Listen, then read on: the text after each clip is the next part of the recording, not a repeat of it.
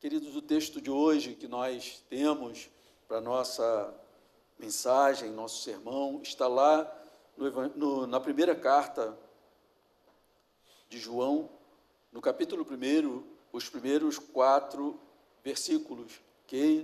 O texto será projetado aqui, diz assim, a palavra de Deus: o que era desde o princípio, o que vimos com os nossos próprios olhos, o que contemplamos e as nossas mãos apalparam a respeito do verbo da vida. E a vida se manifestou, e nós a vimos, e dela damos testemunho, e anunciamos a vocês a vida eterna, que estava com o Pai, e nos foi manifestada. Verso 3. O que vimos e ouvimos, anunciamos também a vocês, para que também vocês tenham comunhão conosco. Ora, a nossa comunhão é com o Pai e com seu Filho Jesus Cristo. E escrevemos estas coisas para que a nossa alegria seja completa. Até aí, queridos.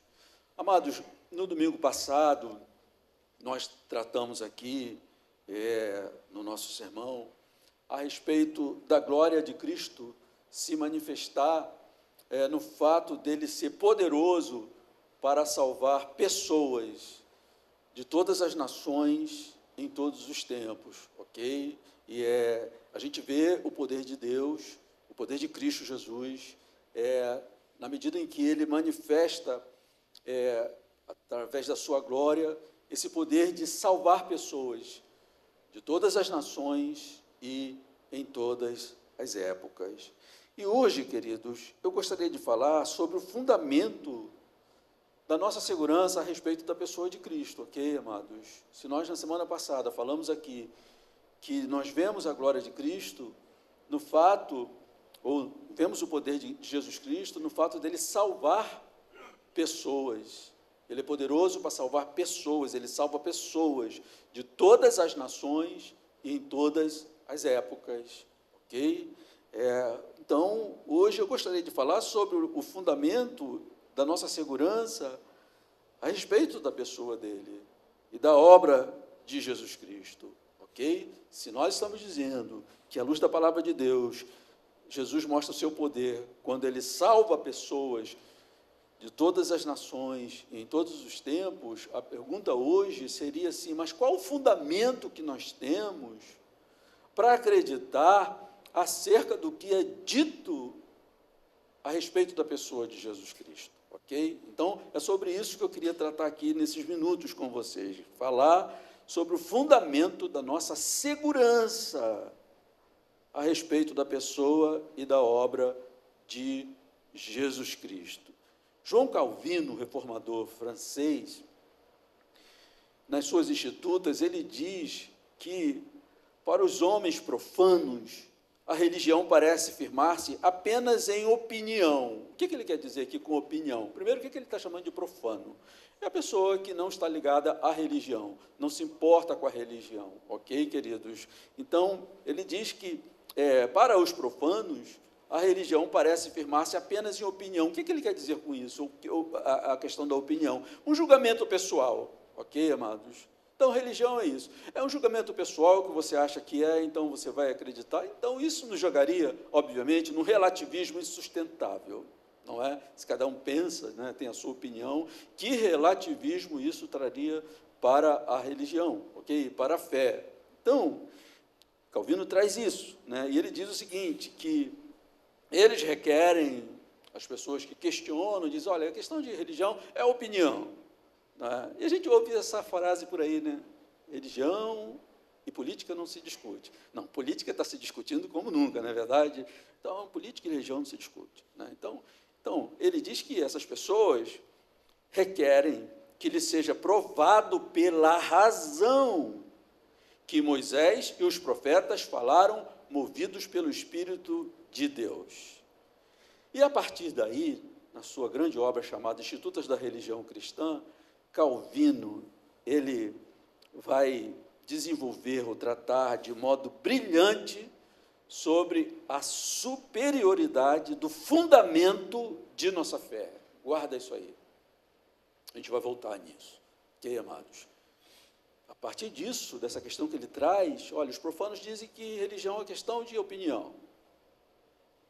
Cada um tem o seu julgamento. Então, julgue se é importante você seguir essa religião. Então, eles estão nos pedindo que a gente apresente razões, né, motivos racionais, que provem que Moisés, como os outros profetas e os apóstolos, foram movidos por Deus. Então, volto a dizer, a partir daí, ele, de um modo brilhante, vai falar do fundamento, ou da superioridade do fundamento da nossa fé. Pois bem, quero pegar isso daí para falar de segurança, né? Segurança que temos de que o que acreditamos em Deus, de fato, nos dá certeza, ok, amados?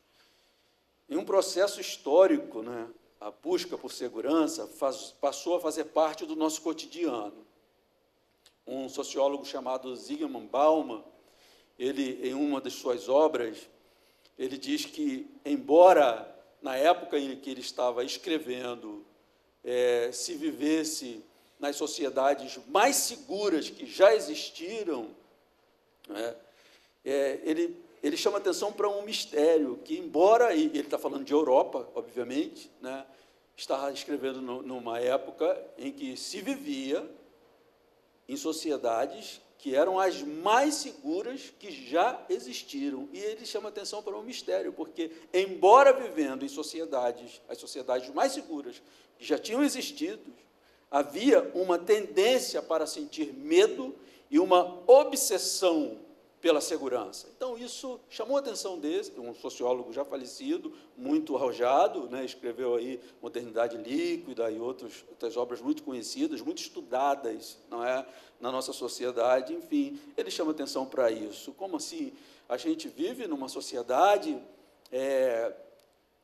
cuja segurança se dá de um modo que nunca existiu. São sociedades mais seguras que já existiram, mas ainda assim existe, né, essa tendência para sentir medo e uma obsessão por segurança. O que eu quero pegar de Bauman é justamente isso, a obsessão pelo tema da segurança. É óbvio que nós hoje vamos olhar para as cidades, inclusive as da Europa, nós vamos encontrar razões para sentir medo, não é verdade, amados? Porque as nossas cidades há muito tempo deixaram de ser seguras, ok? Mas ele está aqui escrevendo, analisando um tempo em que ele diz, não, essa sociedade hoje é a mais segura que já existiu, mas existe essa tendência para sentir medo e essa obsessão, ele chama, pelo tema da segurança. Eu quero pegar isso aí de Bauman, essa obsessão pelo tema da segurança. Essa obsessão, ela é tão real que ela gerou um mercado muito conhecido por nós, não é?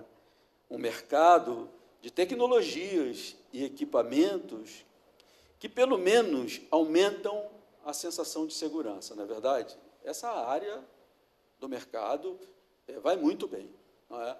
E cada vez mais tecnologias e equipamentos que, pelo menos, fazem aumentar uma sensação de segurança. Quer um exemplo? Nós compramos um equipamento, seja ele qual for, e logo vamos fazer um seguro, não é verdade? Porque queremos estar certo de que aquele dinheiro que nós gastamos, né, gastamos em algo que vai funcionar. Porque nós temos, usando aqui os termos de Bauman, essa obsessão por segurança. Está novinho, mas vou segurar isso. Vai que... né, e assim, com tantas outras coisas, porque nós temos a necessidade de saber o seguinte, se ocorrer algo, eu vou estar segurado. Então, queremos ter segurança e certeza do que esperamos. Eu chego numa pergunta para a nossa pregação nessa manhã. Tudo isso com relação ao que é terreno e ao que é temporário. Ok, amados? Mas a pergunta é, e quanto ao que é eterno? Não nos preocupamos? Claro que aqui, nessa pergunta, queridos, sobre o eterno, nós temos um grande problema em nossa sociedade, aquilo que chamamos de imanentismo. O que é isso? Resumidamente, é esse olhar que faz muito parte dessa sociedade secular para o seguinte fato: tudo que diz respeito à vida e ao universo está aqui, diante de nossos olhos. Está no imanente, naquilo que vemos, tocamos, sentimos, pressentimos. Então, isso é chamado, usando um termo técnico, é chamado de imanentismo. A vida soterrada pelo que é imanente. Só isso que importa. O que eu vejo, o que eu toco, o que eu recebo, né? O palpável, o que eu provo. Né? Então, perguntar pelo eterno, numa sociedade soterrada pelo imanentismo, a gente já tem aqui um problema, ok, amados? Mas, embora se possa viver soterrado pelo imanentismo, isso não significa dizer que o transcendente não assombre a alma do ser humano de vez em quando. Uma coisa importante para nós aqui, amados. Tá, a sociedade secular, ela vive soterrada naquilo que é imanente somente, ok? Vida é aqui, que eu vejo, que eu sinto, por aí. Isso não significa dizer que essa sociedade soterrada pelo imanentismo não seja assombrada de vez em quando pelo que é transcendente. E aí, Timothy Keller, ele diz que um dos motivos pelos quais, ou pelo qual, a religião continua fazendo sentido para as pessoas, mesmo em nossa era secular, é mais existencial do que intelectual. Ele quer dizer o seguinte, racionalmente você vai criando seus sistemas e vai dizendo, não, eu não preciso de religião. Mas o que Timothy Keller está chamando é o seguinte, que no sentido existencial faz sentido perguntar pelo transcendente, pelo eterno. E aí ele traz um exemplo muito interessante, porque ele cita um articulista da revista americana chamada New Yorker, esse articulista chama-se James Wood. Ele escreve um artigo intitulado da seguinte forma: isso é tudo que existe? O imanente, amados. Isso que vemos, tocamos, sentimos, é tudo que existe. Esse foi um artigo que James Wood escreveu na revista New York. E ele, nesse artigo, ele conta sobre uma amiga, filósofa, analista e ateia por convicção, que de vez em quando, ela diz, que era acordada no meio da noite, assombrada por uma ansiedade visceral. Não é algo intelectual, mas é uma ansiedade visceral, que vem do profundo. Por isso que Timothy Keller está dizendo que a questão não é tão racional, é existencial.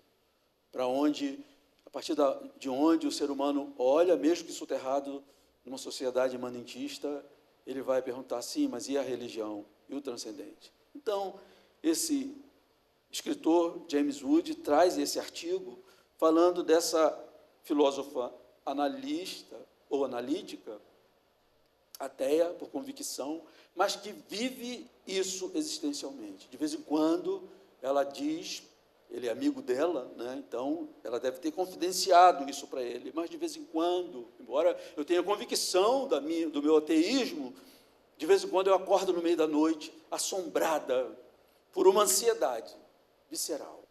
E aí ele cita as palavras dela. Como é possível que este mundo seja o resultado de um Big Bang acidental? Como pode não ter havido desígnio algum, nenhum propósito metafísico, que está para além da explicação da física, da nossa ciência?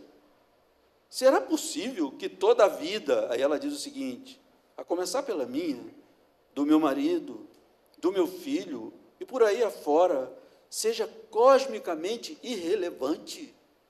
Porque o que ela está dizendo é o seguinte, tudo bem, se tudo veio existir somente por causa de um acidental boom, um pontapé inicial, cadê a relevância da vida? É o que ela pergunta, ok, amados? E aí, um outro teólogo chamado James Smith, em seu livro Como Não Ser Secular, ele cita Steve Jobs. lembre-se que eu estou dizendo o seguinte: nós vivemos numa sociedade soterrada pelo imanentismo. É só isso que vemos, tocamos, tudo mais. Mas o que não significa dizer que, volta e meia, essa sociedade na qual vivemos, ela não seja sacudida, assombrada pelo que é transcendente. Então, citei aqui essa filósofa analítica, ateia por convicção, mas que vive existencialmente. De vez em quando eu acordo e fico assombrada, com uma ansiedade visceral. Eu me pergunto, mas é só isso mesmo a vida? E agora, James Smith, no seu livro Como Não Ser Secular, cita Steve Jobs, e ele cita Steve Jobs como um falecido herói moderno, mas que não se conformava com a narrativa do secularismo, que é só isso. Ok? Então, Smith cita o biógrafo de Steve Jobs, chamado Walter Isaacson. Essa biografia de Steve Jobs é bem conhecida, né? Está no mercado, traduzida para o português, inclusive. E aí, James Smith, no seu livro chamado Como Não Ser Secular, ele cita o seguinte: Walter Isaacson se recorda de uma cena ocorrida já perto do fim da vida de Jobs, que exemplifica a ambiguidade da nossa era secular. O que James Smith está falando aqui? Que, embora se viva numa era secular, dentro de um imanentismo, a vida é só isso, ele diz isso, há uma ambiguidade aí, porque essa mesma geração dessa sociedade secular é assombrada pelo transcendente. Então, ele está citando aqui esse exemplo dado pelo biógrafo de Steve Jobs. Aí ele diz o seguinte, aí já é o biógrafo de Steve Jobs, citado por James Smith. Ele diz assim: numa tarde ensolarada, quando Jobs não se sentia bem, ele sentou-se no jardim atrás da casa e refletiu sobre a morte. Ou seja, Walter Isaacson estava lá, né, trabalhando já na biografia de Steve Jobs e tinha encontros com ele, conversas longas. Então, ele está citando isso que ele lembrou de Steve Jobs, né? Já perto da sua morte, ele começou a refletir nesse dia, que não estava se sentindo muito bem, sentou-se atrás da sua casa com ele e começou a refletir sobre a morte. Falou de sua experiência na Índia, quase 40 anos atrás, de seus estudos sobre o budismo e de suas opiniões sobre a reencarnação e a transcendência espiritual. Aí ele cita Jobs, abre aspas. Sobre acreditar em Deus, eu sou mais ou menos meio a meio, fecha aspas. Mas ele continua dizendo, Jobs ainda, durante a maior parte da minha vida, achei que deve haver algo mais, ou algo a mais na nossa existência do que aquilo que vemos, ou seja, o imanente. E ele continua. Gosto de pensar que alguma coisa sobrevive quando morremos. É estranho pensar que a gente acumula tanta experiência, talvez um pouco de sabedoria, e tudo simplesmente desaparece. Por isso, quero realmente acreditar que alguma coisa sobrevive, que talvez nossa consciência perdure. Aí, Walter Isaacson diz que ele ficou em silêncio por algum tempo, Jobs, e disse o seguinte: mas, por outro lado, talvez seja apenas como um botão de liga e desliga. Clique, e a gente já era. É Jobs dizendo. Aí, ele fez outra pausa e sorriu levemente. E diz o seguinte: talvez seja por isso que eu jamais gostei de colocar botões de liga e desliga, liga e desliga nos aparelhos da Apple. Isso aqui para mim é muito interessante o que Jobs está dizendo. Se ele se sente incomodado em desligar máquinas, como assim desligar seres humanos?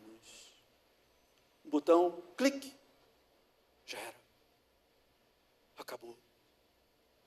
Um homem de nosso século, como James Smith fala, um herói moderno, criou a Apple, não é verdade? e sentindo o assombro da transcendência no mundo imanente. Que não faz sentido pensar nisso, que é um desliga e acabou. Então, queridos, para dizer o seguinte, que a sociedade ela está soterrada pelo imanentismo, mas ela é assombrada o tempo todo pelo transcendente. Então, numa sociedade soterrada pelo imanente, pode não fazer sentido essa pergunta. Bem, nós queremos ter certeza sobre tudo o que nós temos, sobre as nossas aquisições, nossos bens. E quanto ao eterno, pode não fazer sentido para essa sociedade.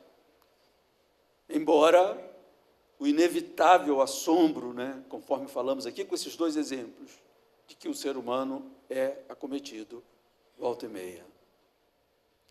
No entanto, amados, o crente em Deus, ou o cristão, é um ser humano para quem se descortinou a realidade do transcendente. Ok, amados? O cristão, o homem, a mulher crente, é um ser humano para quem se descortinou a realidade daquilo que é transcendente. Não é só o que vemos, tem muito mais. Conforme já foi colocado aqui, tudo foi criado por Ele. Ok, amados? Mas, se somos obcecados pelo tema da segurança, é fato que precisamos, amados, de elementos que nos garantam que tudo aquilo que nós acreditamos é cercado pela mais sólida certeza de que é assim como cremos. Ok, amados? Cada vez mais isso faz sentido. Nós somos muito mais filhos dessa sociedade do que gostaríamos. Somos muito mais formatados pela sociedade, pela era secular, do que gostaríamos. E cada vez mais nós queremos essa certeza, essa segurança de que aquilo que nós acreditamos e cremos é assim de fato como cremos. Como cristãos, amados, nós precisamos estar certos de que Jesus Cristo, ou em Jesus Cristo, encontra-se toda a verdade da existência. Ele falou, eu sou a verdade. Então, como cristãos, nós precisamos de ter toda a certeza de que, de fato, em Jesus Cristo, encontra-se toda a verdade. Ele disse, eu sou a verdade. Como cristãos, precisamos estar certos de que Jesus Cristo, ou nele, em Jesus Cristo, está a vida que tanto almejamos nos recessos do nosso espírito, porque ele disse, eu sou a vida. Como cristãos, nós precisamos estar seguros de que Jesus Cristo é o caminho por onde o ser humano pode andar. A despeito de todos os desafios e perigos, esse ser humano, como um peregrino, pode estar seguro de que ele chegará na vida em que ele busca. Que vida? Na eternidade com o Pai Celeste. Porque Jesus Cristo também falou isso. Eu sou o caminho. Eu sou o caminho, a verdade e a vida. Ninguém vem ao Pai se não for por mim. Então, amados, nessa época obcecada pelo tema da segurança, nós também temos essa necessidade, amados, de termos a segurança de que tudo isso que cremos é como cremos. E é claro que, sendo membros dessa sociedade obcecada pelo tema da segurança, como diz ou dizia Bauman, cada vez mais nos importa saber onde está a segurança da vida eterna, ou da eternidade, ou da transcendência, se a gente quiser assim. Amados, nós não podemos ser crentes ao modo acho que sim. O que eu estou dizendo? Você tem certeza? Acho que sim. Você crê de fato em Deus? Acho que sim. Você tem certeza de que se você fechar seus olhos em Cristo, você encontrará com o Pai em toda a eternidade? Acho que sim.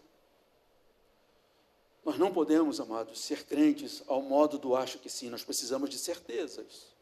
Ok? Pois cada vez que a vida nos pressiona, nos assombra, e cada vez com mais intensidade, e que, ao mesmo tempo, Outros modos de vida se apresentam como um modo de vida sensato de se passar a existência nesse mundo.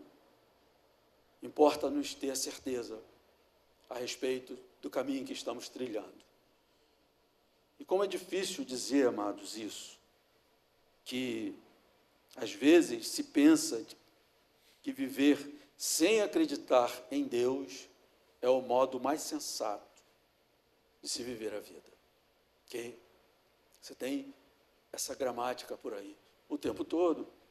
Então, nós precisamos, sim, nos importar com a certeza da nossa crença, com a certeza da nossa fé. Precisamos nos importar com a segurança e com a certeza. Não somente, obviamente, com a segurança das nossas trancas, das nossas portas. Devemos nos importar não somente com a segurança do nosso caminhar pela cidade. Devemos nos importar não somente com a segurança dos nossos bens, da nossa saúde. Isso, amados, para não corrermos o risco de sermos tão censurados como foi censurado aquele homem da parábola que o nosso Senhor contou. Louco, essa noite pedirão a sua alma, e você só se importou com a segurança do que é temporal e terreno. Não foi isso que aquele homem fez? Estou preocupado com o meu futuro. Meu campo está produzindo, mas meu celeiro é pequeno. O que eu faço? Eu vou aumentá-los, vou destruir os celeiros pequenos, vou construir outros celeiros maiores, e então eu vou colocar lá toda a minha produção do meu campo.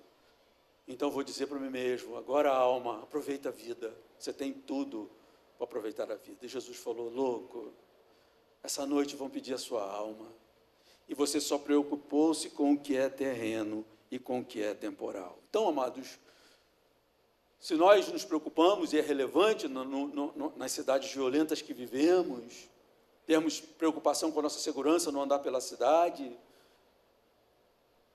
no seguro dos nossos bens, mas que jamais, amados, isso seja mais importante do que a nossa segurança com relação àquilo que é eterno. E aí, as Escrituras Sagradas, ela nos oferece essa segurança? Sim.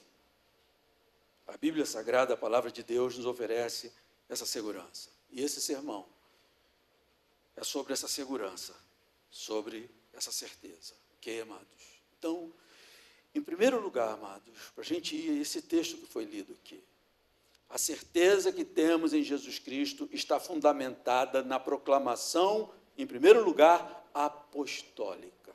Ok, amados? A proclamação apostólica é o relato de testemunhas oculares, auriculares e até táteis. Pessoas que ouviram, viram e tocaram em Jesus. E é esse texto que nós lemos aqui nessa manhã. Primeira carta de João, capítulo 1, versos de 1 a 4. O que era desde o princípio, o que ouvimos, o que vimos com os nossos próprios olhos, o que contemplamos e as nossas mãos apalparam a respeito do verbo da vida, e a vida se manifestou, e nós vimos, e dela damos testemunho, e anunciamos a vocês a vida eterna, que estava com o Pai e foi manifestada. O que vimos e ouvimos, anunciamos também a vocês, para que também vocês tenham comunhão conosco. Aí ele diz: ora, a nossa comunhão é com o Pai e com seu Filho Jesus Cristo. Escrevemos estas coisas para que a nossa alegria seja completa. Estou dizendo aqui que, em primeiro lugar, à luz desse texto, amados, a certeza que temos acerca da pessoa e da obra de Jesus Cristo está fundamentada na proclamação apostólica, ok, amados? Isso cada vez mais torna-se importante para nós, amados, em um tempo de celebridades gospels. Em tempos de personalismo, é muito importante para nós. A nossa certeza, a certeza que temos em Jesus Cristo está fundamentada na proclamação apostólica. A Igreja de Cristo, ela nasceu e perseverou no ensino, na doutrina dos apóstolos. E isso, amados, diante de um ardente desafio, ok? Vejam bem, lá em Atos, capítulo 2, verso 42, fala como que vivia a igreja primitiva. Aí o texto de Lucas diz assim: e perseveravam na doutrina dos apóstolos e na comunhão. E perseveravam na doutrina, o que é doutrina? Didaquê, ensinamento, ensino, proclamação. Quem são os apóstolos? As testemunhas oculares viram, auriculares ouviram, e testemunhas táteis tocaram, como João diz. Nós vimos, ouvimos, nossa mão tocou a respeito do verbo da vida, que se manifestou. Então, queridos, o fundamento da nossa confiança, da nossa fé, da fé que temos em Jesus Cristo, está em primeiro lugar fundamentada na proclamação apostólica. Foi assim que a igreja perseverou, foi assim que a igreja nasceu, foi assim que a igreja avançou. Primeira carta de Paulo aos Tessalonicenses 1,6 diz assim: com efeito, vos tornastes imitadores nossos e do Senhor, tendo recebido a palavra, posto que em meio a muita tribulação, com a alegria do Espírito Santo. Aí, lá no capítulo 2, da mesma primeira carta, Paulo diz, no verso 13, temos mais uma razão para incessantemente dar graças a Deus, é que, ao receberem a palavra que de nós vocês ouviram, que é de Deus, vocês acolheram, não como palavra humana, e sim, como em verdade é, a palavra de Deus, a qual está atuando eficazmente em vocês, os que creram. Os profetas são homens escolhidos pela sabedoria e pelo Espírito Santo de Deus, em determinadas épocas, para um ofício, segundo os propósitos de Deus, como revelando como Deus Criador e Salvador. Igualmente, os apóstolos foram homens separados pelo Espírito Santo de Deus, para testemunharem essa manifestação de Deus como Salvador. E eles tinham consciência disso, como Paulo está dizendo, vocês receberam a palavra que ouviram de nós, como palavra de Deus, e não de homem. O que os apóstolos passaram a proclamar era a palavra de Deus, assim como os profetas, amados. E é importante saber o seguinte, amados, que o cristianismo não é uma novidade nascendo no meio do mundo. O que os profetas passaram a proclamar, antes de ser uma novidade, era uma concretização de um anúncio de salvação que Deus vinha prometendo ao longo dos tempos. Eles tinham consciência disso. Eles não nasceram, apareceram no mundo com uma novidade a respeito de Cristo, de um homem, de um mestre, de um rabi. Eles sabiam, tinham convicção que ali estava a manifestação daquilo que Deus vinha anunciando ao longo das eras. Nós falamos aqui na semana passada que Deus abriu a porta da salvação, um convite para a humanidade através do chamado de Abraão, um chamado patriarca, um profeta de Deus. E isso foi se desenvolvendo ao longo da história. E esse Salvador era prometido. E chega o tempo do Novo Testamento, e esses homens chamados apóstolos, separados por Deus, eles viveram, experimentaram tudo aquilo, e então têm autoridade para proclamar. Eles sabiam que não estava falando de nenhuma novidade. Ali estava a concretização do que Deus estava prometendo para a humanidade. João, capítulo 1, verso 45, diz assim: Filipe, um discípulo, encontrou Natanael. Ele disse: achamos aquele de quem Moisés escreveu na lei, e a quem se referiram os profetas, Jesus, o Nazareno, filho de José. Então, amados, eles não estão aqui aparecendo com uma novidade. Eles estão proclamando aquilo que se concretizou no meio do mundo, no meio da história, e que estava sendo prometido pelo Deus bendito e Criador de toda a terra. E toda a pregação e anúncio do Evangelho estava nessa mesma base. Escutem alguns textos. Atos 17, 2 diz assim: Paulo, segundo o seu costume, olha como Paulo pregava o Evangelho, olha a sua consciência. Paulo, segundo o seu costume, foi procurá-los e por 3 sábados discutiu com eles a respeito das Escrituras, expondo e demonstrando ter sido necessário que Cristo padecesse e ressuscitasse dos mortos. Paulo dizia: este Jesus que eu anuncio a vocês é o Cristo. Cristo é um título técnico teológico que significa Messias, que aquele povo sabia muito bem que pelas profecias do Antigo Testamento havia a promessa de um Messias, de um Cristo. Atos, capítulo 18, verso 5, Paulo anuncia Jesus.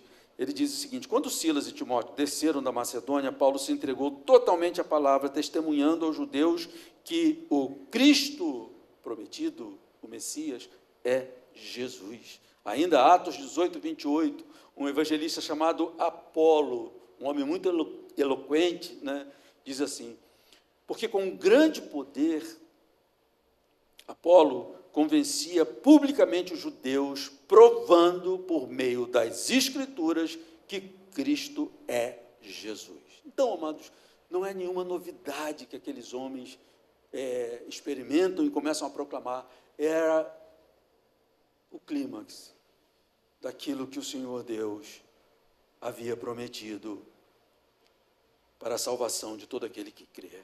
Então, sendo assim, queridos, nós podemos concluir que a segurança que temos a respeito da pessoa de Cristo, da sua obra, do seu ensino, está na proclamação apostólica, que está baseada em toda a Escritura, no Antigo e Novo Testamento.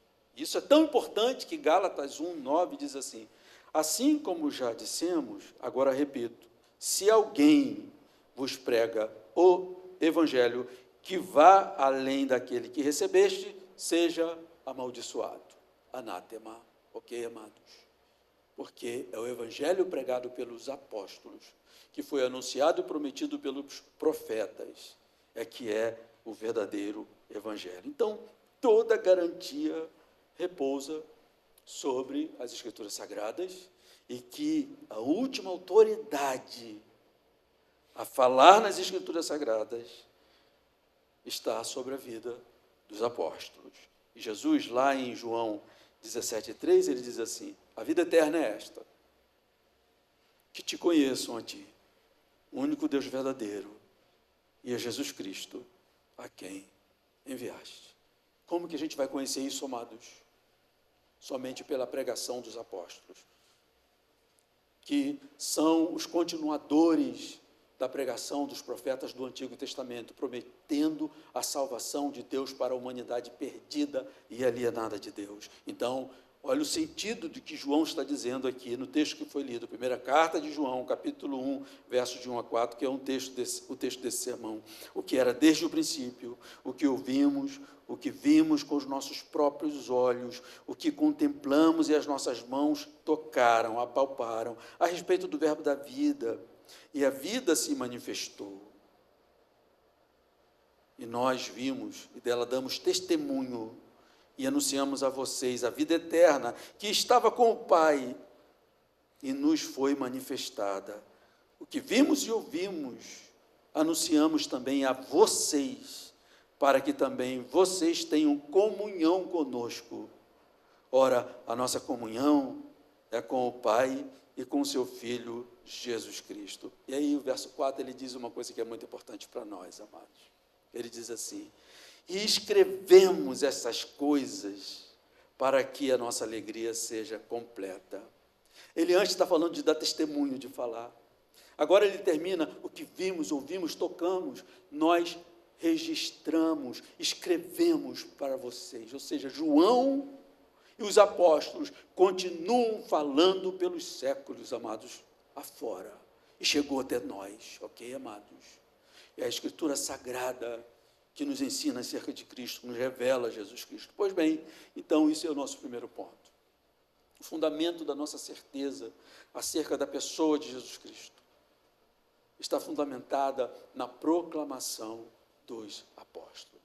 Mas é só aí, porque muita questão pode ser levantada, e pode sim, amados, mas Deus é perfeito, ok, queridos? Em segundo lugar, esse testemunho externo, vindo dos apóstolos, é poderosamente acompanhado por outro testemunho ainda mais radical, amados, que é o testemunho interior do Espírito Santo. Ok, queridos? Estou falando de certeza, queridos. certeza de que o que cremos é como cremos.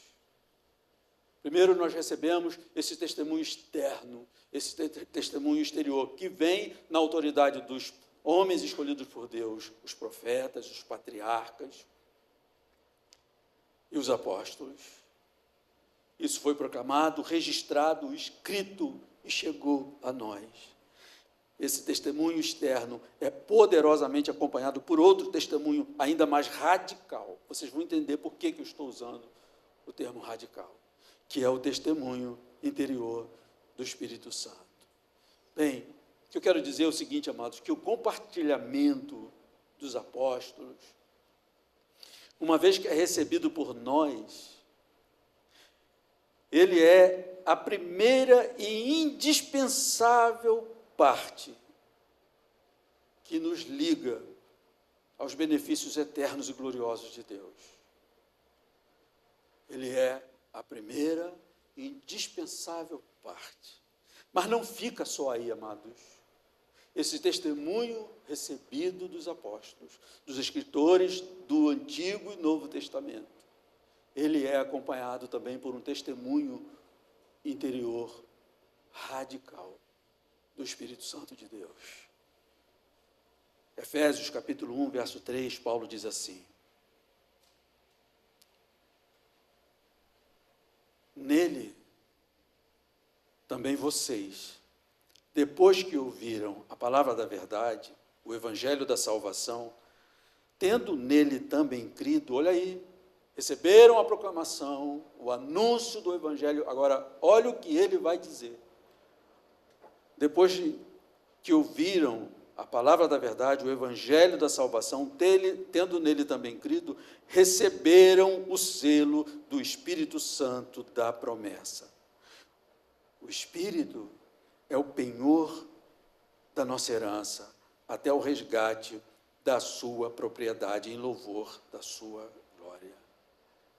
Esse Espírito que nós, o Espírito Santo prometido por Cristo, prometido lá no Antigo Testamento, que é derramado sobre a Igreja de Cristo, que é derramado sobre o povo de Deus, não é algo para que a gente tenha as experiências místicas somente, amados. Ele está operando dentro do nosso coração. Ele está realizando uma obra dentro do nosso coração. E é muito importante nós pensarmos no seguinte, amados, que às vezes você pensa no Espírito Santo de uma forma muito diminuta, amados, quase ofensiva, se não herética. Mas esse Espírito que nós recebemos é o Espírito que pairava sobre a face das águas e que criou todas as coisas, amados. E que deu forma a todas as coisas. É o Espírito de Deus, é Deus. Então, o que Paulo está dizendo é o seguinte, que quando nós recebemos a proclamação do Evangelho, através dos apóstolos, da Igreja de Cristo, nós acolhemos, e ele diz, tendo nele também crido, recebestes o selo do Espírito Santo. E tem gente que acha que isso é só para a garantia da salvação eterna. Esse Espírito Santo está o tempo todo trabalhando em nós, amados. Romanos 8:16 diz assim, o próprio Espírito testifica, olha aí, amados, o testemunho com o nosso Espírito que somos filhos de Deus. Então, podemos perguntar agora de novo, onde está o fundamento da certeza que temos a respeito de Jesus Cristo, da sua pessoa, da sua obra e de toda a Escritura? O fundamento está que nós recebemos de quem foi testemunha ocular, auricular e até tátil. Pessoas que viram a operação de Deus no meio do mundo, no meio da terra. Mas não fica aí somente, porque nós recebemos esse testemunho externo e somos tocados por um testemunho interno ainda mais radical. Esse testemunho, amados, esse testemunho do Espírito Santo, eu vou falar com muito cuidado aqui, amados. Me perdoem aqui, eu estou trazendo uma pregação com raciocínio, buscando para o raciocínio, encadeando as ideias. A gente precisa disso, amados. Precisa, tá? De arrepios, o mundo já está cheio. Não é? De sensações, não precisamos abrir a Bíblia para tê-las. Tantas coisas causam sensações legítimas em nós. maravilhosas até, mas nós precisamos do conhecimento da verdade. No mundo que está dizendo, a melhor forma sensata de viver é não crendo em Deus. E como disse Calvino, os profanos vão dizer, isso é questão de opinião, você acha que é assim que se vive, vá lá e viva sua fé, sua crença. Ah, é assim? É questão de opinião? A que relativismo isso nos levaria? Insustentável. As religiões que existem no mundo seriam poucas. Teria que ser para cada cabeça uma religião. Para cada cabeça, dezenas de deuses. Então nós precisamos refletir, amados. Precisamos pensar nessas coisas. Esse testemunho do Espírito Santo, ele é tão superior, eu falei que ia falar com cuidado, ele é tão superior que, embora não se possa negar o valor da autoridade das testemunhas oculares, os apóstolos, essas testemunhas também dependeram do testemunho espiritual, do testemunho do Espírito Santo. Eles estavam tocando, ouvindo, vendo, mas uma multidão enorme também via, tocava, apertava. Pedro chega um momento, Senhor, você está perguntando quem tocou, olha a multidão te apertando, e todo mundo te toca, e você pergunta quem me tocou? Então, amados, essas pessoas que foram testemunhas oculares, auriculares, táteis, elas também dependeram desse testemunho interior do Espírito Santo. Aqui que eu estou me referindo, amados, Mateus, capítulo 16, versos 13 a 17, diz assim: Indo Jesus para a região da Cesareia de Filipe, perguntou aos seus discípulos, quem os outros dizem que o Filho do Homem é? Eles responderam, olha, Senhor, uns dizem que é João Batista, outros dizem que é Elias, e outros dizem que é Jeremias, ou um dos profetas. Ao que Jesus perguntou para eles, e vocês? Quem dizem que eu sou?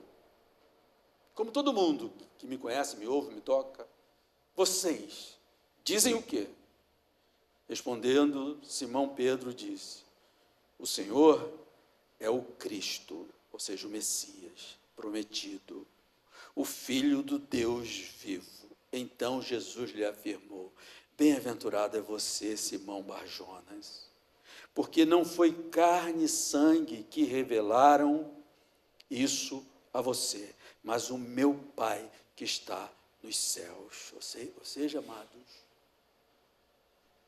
quando ele diz assim, não foi carne e sangue que te revelou, não foi uma conclusão intelectual, racional, embora você me vendo, me tocando, passeando sobre as ondas comigo. Quem te revelou isso foi o Pai Celeste, o Deus Trino. Através do Espírito Santo você teve essa revelação. Vejam, amados,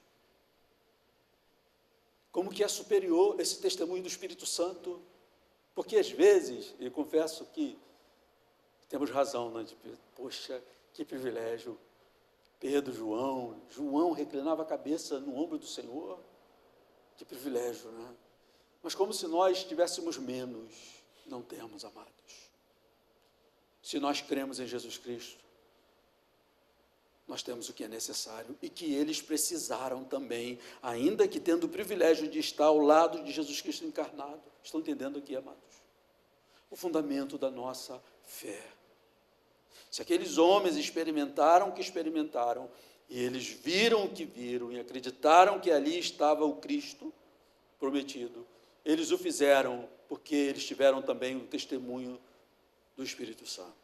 Ok, queridos? Por isso que eu disse aqui, amados, que esse testemunho é tão superior que, embora não se possa negar o valor, quem é louco, qual o cristão louco que vai negar, isso aí é irrelevante, que eles já andaram com Jesus, quem vai fazer isso, amados? Tudo que conhecemos que Jesus fez e falou é através dessas testemunhas, mas a nossa fé está fundamentada no que ouvimos e através da operação do Espírito Santo em nós, que nos faz crer, nos faz acreditar. Prossigamos, que eu não quero me alongar, amados.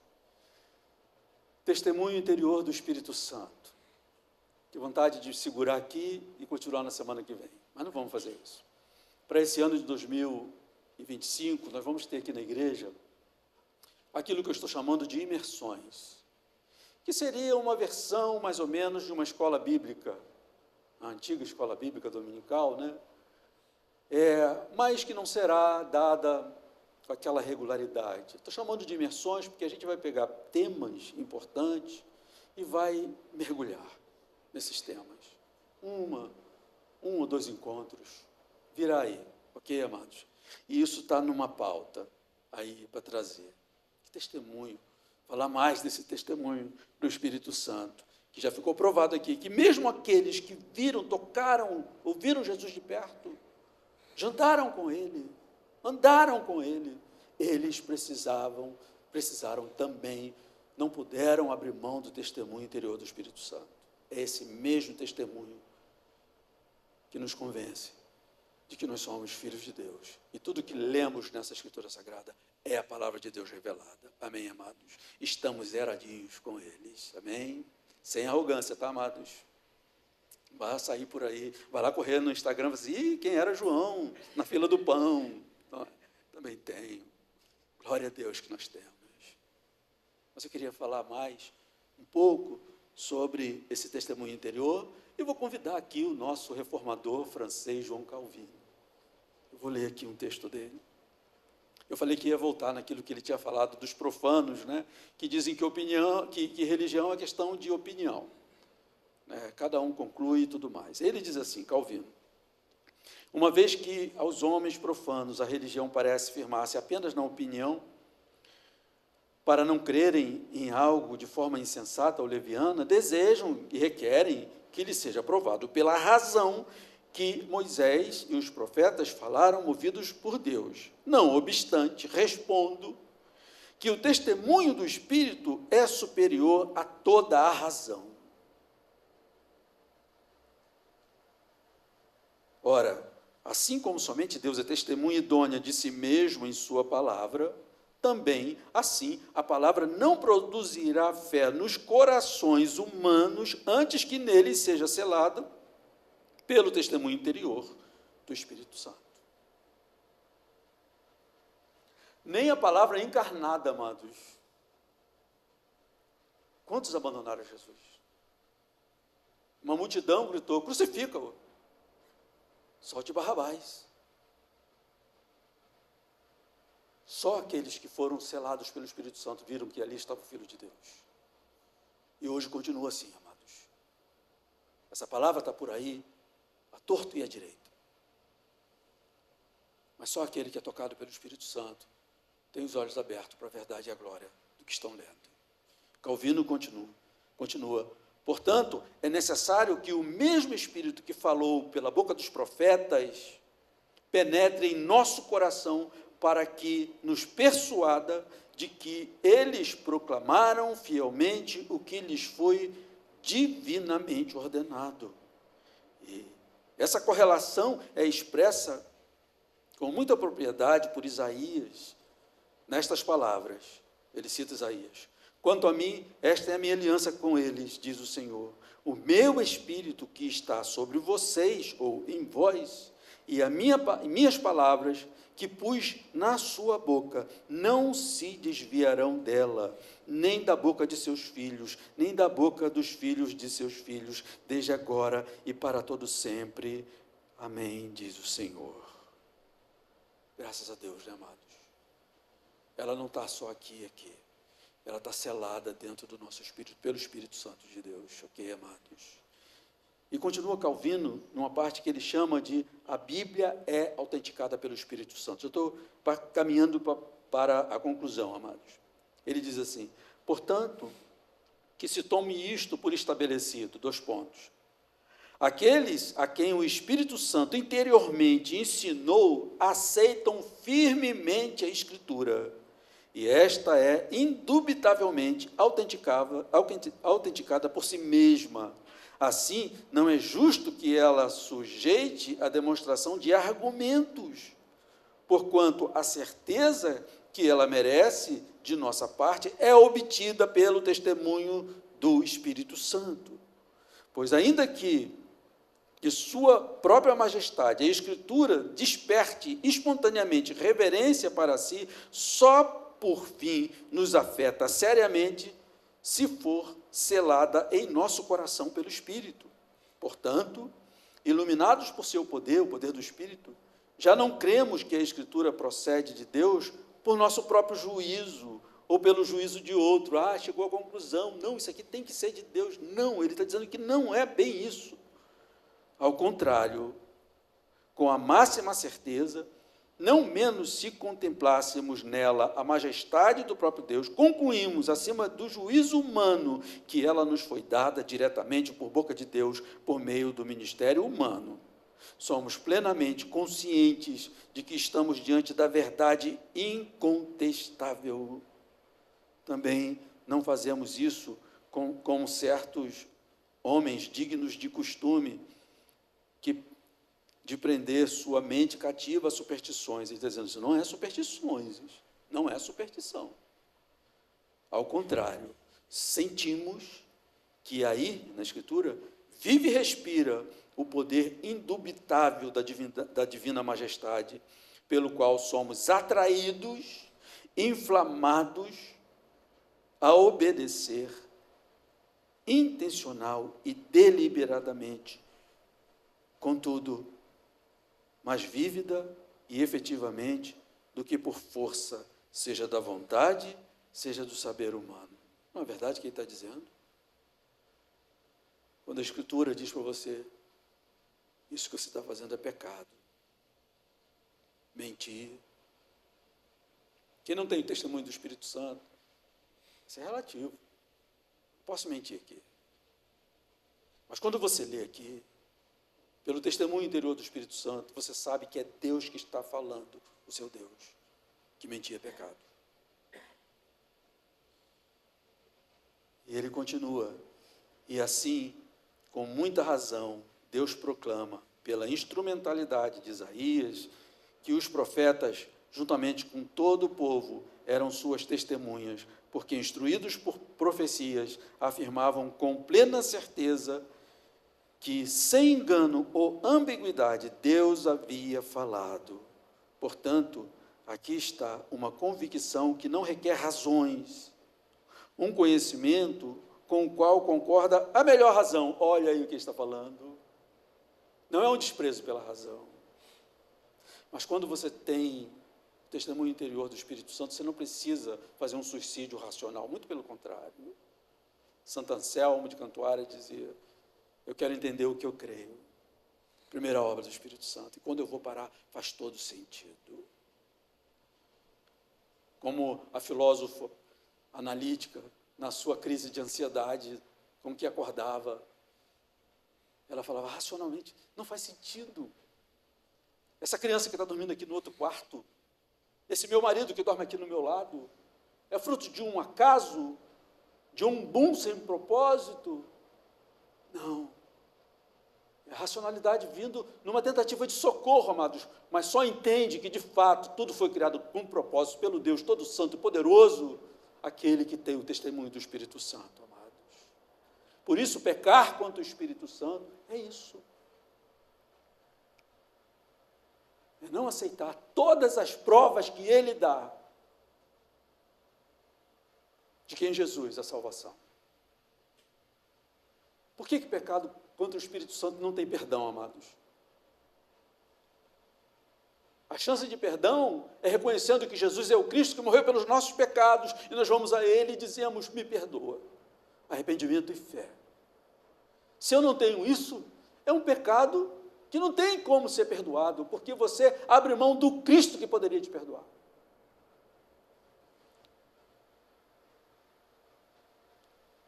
E assim, com muita razão, Deus proclama pela instrumentalidade que os profetas, já li essa parte, amados.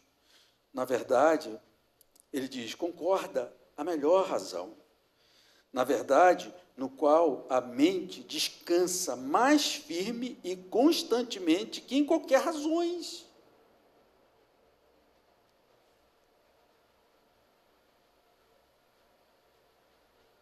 Enfim, um sentimento que não pode nascer senão da revelação celestial. Espírito Santo de Deus, amados. Não estou falando de outra coisa, que eu concluo, tá? A citação de Calvino.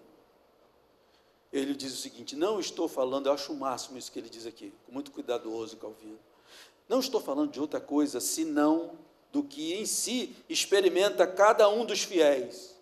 Vocês, amados, quando estão diante da Escritura Sagrada, vocês sabem que estão diante da Palavra de Deus, ok, amados?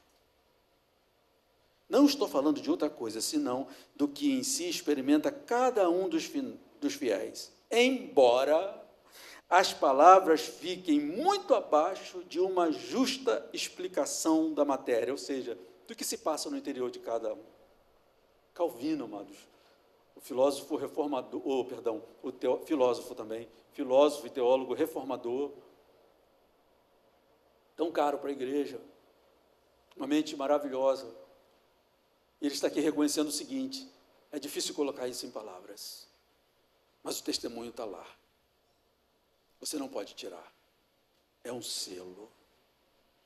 Pois bem, amados, a segurança e as suas implicações na vida prática de tudo isso, ok, queridos? Forcei aqui a mente de vocês, trazendo para raciocínios, para chegarmos a essa conclusão. O fundamento da nossa fé a respeito de Jesus Cristo está fundamentado no testemunho dos apóstolos, mas não fica só aí. Esse testemunho é acompanhado pelo testemunho poderoso e infalível do Espírito Santo no nosso espírito, na nossa mente, no nosso coração. Tudo isso tem implicações na nossa vida prática, amados. O Deus bendito e eterno, que se manifestou na história por amor a nós, em nossa perdição. Quanta esperança brota daí, amados, quando temos essa convicção. Eu falei aqui no começo que nós não podemos ser crentes do acho que sim. Você acha que vai morar na glória com Deus? Acho que sim. Eu penso que sim. O Espírito Santo nos dá certeza, amados. Uma obra tão poderosa precisa reformar a nossa existência, tá, amados? A nossa existência como um todo. Eu estou concluindo. Isso não é só para forçar a nossa mente. Isso tem implicações na nossa vida no dia a dia, amados. Enquanto botamos criança para dormir, levamos criança para a escola, enquanto vamos trabalhar, voltamos cansados, tem implicações nessa nossa vida, em todos os seus aspectos. Tudo o que vivemos precisa ser iluminado por essa luz e pela esperança que essa luz traz. A palavra de Deus revelada e a obra do Espírito Santo no nosso coração, amados. Viver não é fácil, amados. Estávamos conversando aqui, montando as coisas, que às vezes desanima você ficar lendo isso e aquilo. A que estava presa, porque envenenou a família com bolo envenenado, se suicidou na cadeia. Aí você vai outra página, o ciclista saiu para pedalar no parque, foi brutalmente assassinado no centro de São Paulo. A gente está dizendo, a gente não pode ficar lendo tudo, porque é tudo muito pesado, amados. Isso tem implicação para a vida que nós vivemos no meio disso tudo, queridos. Diante disso, nós não podemos ser crentes ao modo do acho que sim. Essa certeza nos leva até que ponto, amados? Até que ponto? Certeza para a eternidade e certeza para hoje. Eu quero concluir lendo o apóstolo Paulo, em Romanos 8, 32, 38. Aquele que não poupou seu próprio filho. Nós sabemos pelo testemunho dos apóstolos e pelo testemunho interior do Espírito Santo. Aquele que não poupou seu próprio filho, mas por todos nós o entregou, será que não nos dará graciosamente com ele todas as coisas? Quem tentará acusação contra os eleitos de Deus? É Deus quem os justifica. Quem os condenará? É Cristo Jesus quem morreu, ou melhor, quem ressuscitou, o qual está à direita de Deus e também intercede por nós. Aí ele vem e diz o seguinte, amados, diante disso, nessa vida que, como eu disse, é difícil, quem nos separará do amor de Cristo? Será a tribulação? Ou a angústia? Ou a perseguição?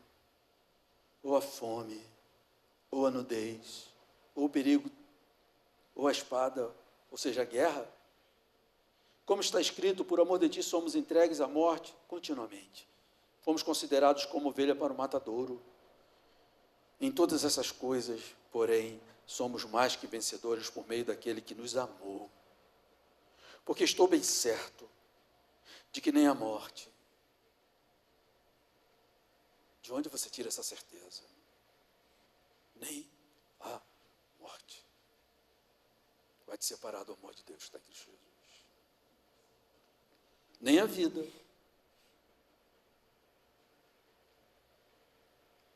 nem os anjos, nem os principados, nem as coisas do presente, nem do porvir, nem os poderes, nem altura, nem profundidade, nem qualquer outra criatura poderá nos separar do amor de Deus que está em Cristo Jesus. Isso põe os pés na rocha, amados. Nesse mundo irregular e inseguro. Nós precisamos disso, amados, de ter essa convicção. Os debates hoje não são sobre a doutrina dos apóstolos, mas sobre a personalidade gospel da vez, não é verdade? E aí a gente fica discutindo o que o pastor fulano fala, o que a personalidade gospel falou, e esquecemos de discutir a doutrina dos apóstolos, porque é ela que nos traz firmeza, amados. Se quisermos manter a certeza, queridos, nós precisamos da doutrina dos apóstolos, associada ao testemunho do Espírito Santo em nossas almas. Ok, queridos? Que o Senhor nos abençoe. Vamos ficar de pé e vamos orar.